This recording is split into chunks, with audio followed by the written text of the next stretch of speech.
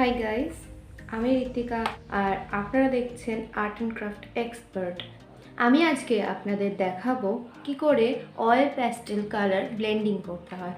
আমরা তো সবাই অয়েল প্যাস্টেল কালার করতে পারি এবং বিগিনার্সদের স্পেশালি অয়েল প্যাস্টেল দিয়েই শুরু করতে হয়।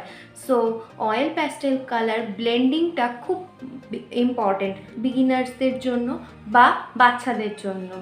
তো আমি আজকে সেই জায়গাগুলোতে দেখাবো যে কীভাবে ব্লেন্ডিং করতে হয়, কোনটা ভুল আর কোনটা ঠিক সেটা দেখাবো।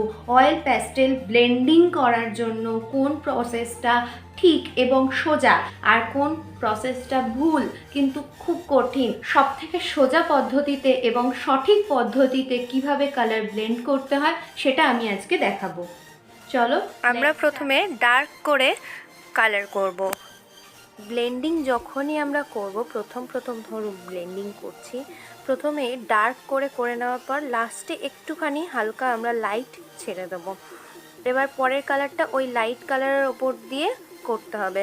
এবার ওই লাইট কালারের ওপর করতে করতে দেন আবার নিচের দিকে একটু লাইট ছেড়ে দিতে হবে। দেন আবার নেক্সট কালার নিয়ে ওই লাইট শেডের ওপর আবার কালার করতে হবে।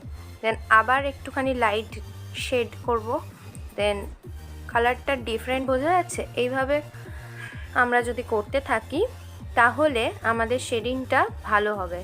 এরপরে ম্যাক্সিমাম লোক যে ভুলটা করে সেই ভুলটা হলো যে হালকা হালকা করে করলে পারে কালারটা হয়তো আমাদের বেটার আসবে, বা আমরা প্যাস্টেল কালার করছি হালকা হালকা করে করলাম, তারপরে হাত দিয়ে ব্লেন্ড করে দিলাম, আমাদের কালারটা বেটার আসবে।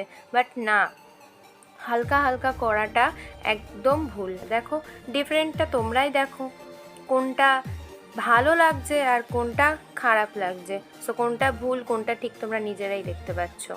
ভিডিওটা ভালো লাগলে অবশ্যই লাইক, কমেন্ট, শেয়ার এবং চ্যানেলটাকে সাবস্ক্রাইব করে দেবেন। Thank you for watching my video.